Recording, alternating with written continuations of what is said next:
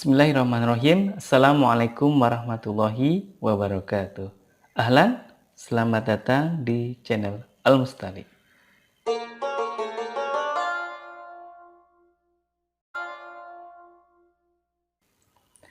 Oke, pada kesempatan kita kali ini kita akan mencoba untuk membahas, menyelami dan mendalami salah satu makhraj huruf yang saya kira banyak orang yang sedikit menyepelekannya, banyak orang yang kurang mendalaminya, padahal ini penting sekali sehingga karena menyepelekan banyak orang yang salah dalam mempraktikkan makhraj yang satu ini. Dan makhraj itu adalah al-khisum. Teman-teman sekalian, yang dimaksud dengan al-khisum artinya adalah rongga hidung kita. Rongga hidung. Nah, huruf yang keluar dari al-khisum adalah huruf gunnah. Gunnah itu adalah nun dan mim dalam keadaan apapun. Teman-teman sekalian, untuk membuktikan bahwa nun dan mim itu ada gunnahnya, ada khisumnya, silahkan pencet hidungnya. Ketika na, ma, na, ma. Nah, pasti hidung kita ada sedikit getaran. Nah, itu menunjukkan bahwa mim dan nun itu ada gunahnya, atau gunah itu keluarnya dari khisum, dari rongga hidung kita. Akan tetapi teman-teman sekalian, dalam mempraktikkan gunah dalam nun dan juga mim itu ada perbedaannya, ada tingkatannya, dan tingkatannya itu ada 4. Yang pertama ada akmal, yang kedua ada kamilah, yang ketiga ada naqisah, dan yang terakhir ada anqos. Oke, kita akan bahas satu persatu. Yang pertama ada gunah akmal atau yang paling sempurna. Nah, gunah akmal itu adalah gunah yang terdapat pada nun dan mim ketika idgham. Atau dalam hukum tajwidnya itu terdapat yang pertama pada nun yang bertasydid.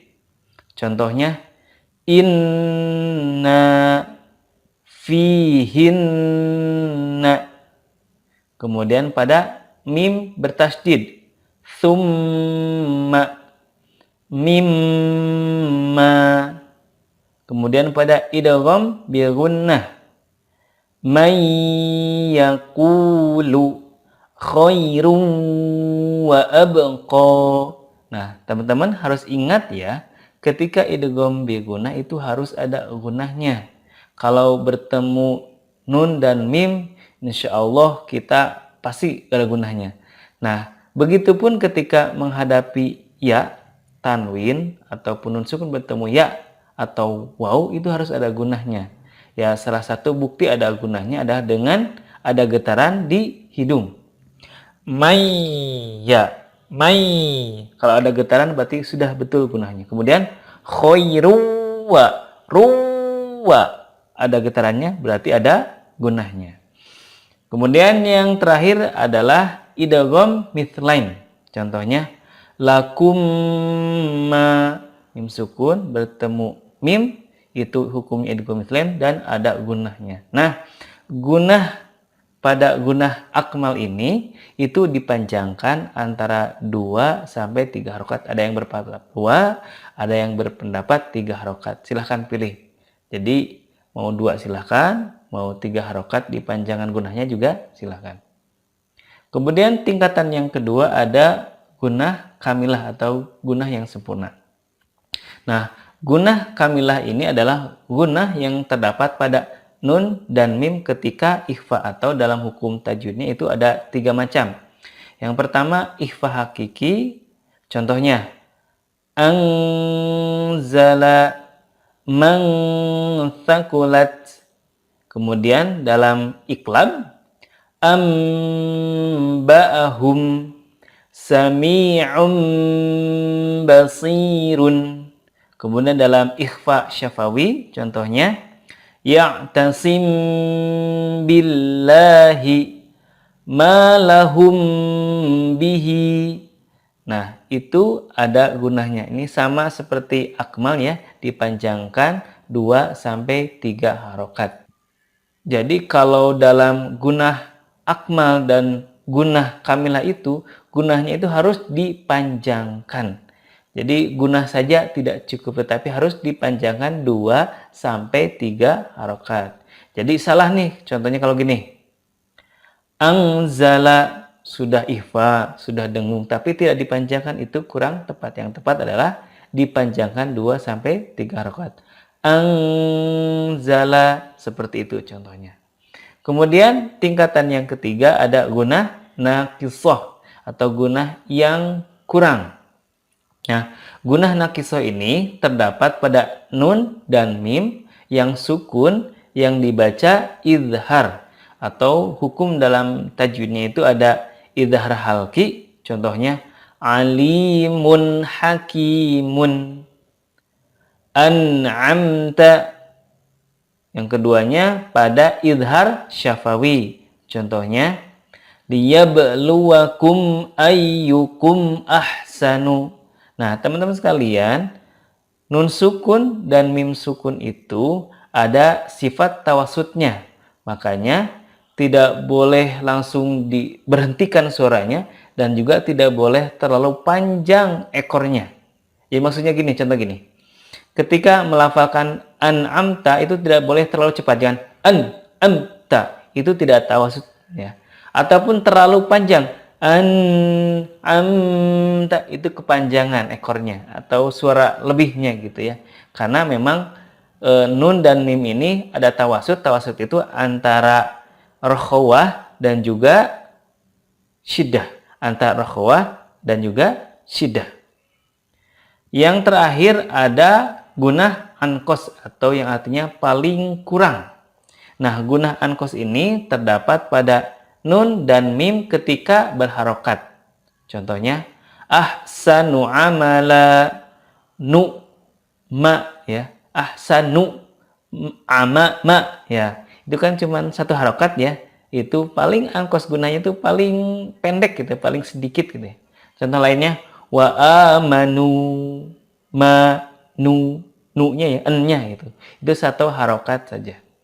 Nah, teman-teman sekalian perlu dicatat nih beberapa kesalahan dalam mempraktikkan makhraj khusyum.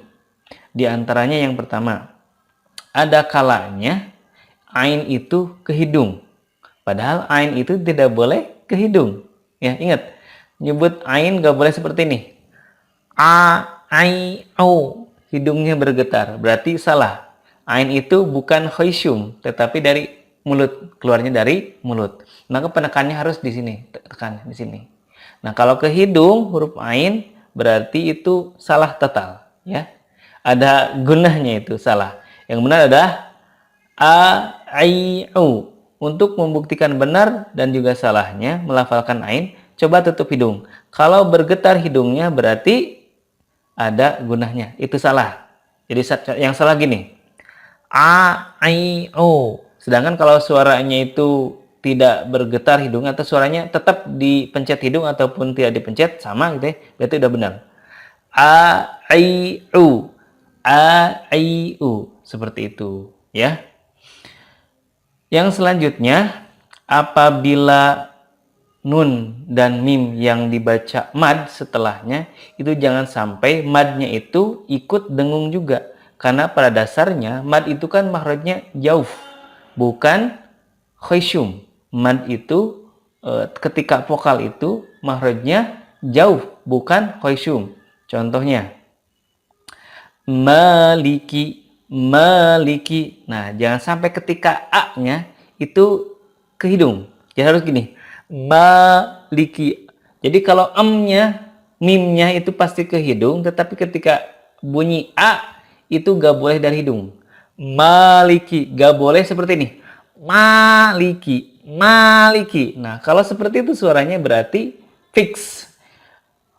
Madnya ke hidung dan itu salah. Apalagi kalau ada mad yang diapit dengan mim dan nun. Contohnya Rabbil alamin. Nah, jangan sampai i-nya itu ke hidung. Kalau suaranya seperti ini, Rabbil alamin. Itu fix ke hidung ya. Dan itu salah. Yang benar adalah ke mulut, bukan ke hidung. Jadi yang benar seperti ini. Rabbil alamin. Kalau mim dan nunnya sudah pasti ke hidung, tetapi ketika mad itu tidak boleh ke hidung. Oke teman-teman sekalian, mudah-mudahan setelah ini kita berlatih supaya pelafalan kita, pronunciation kita tentang makhraj huruf itu lebih tepat sesuai dengan kaidah tajwid. Semoga bermanfaat. Assalamualaikum warahmatullahi wabarakatuh.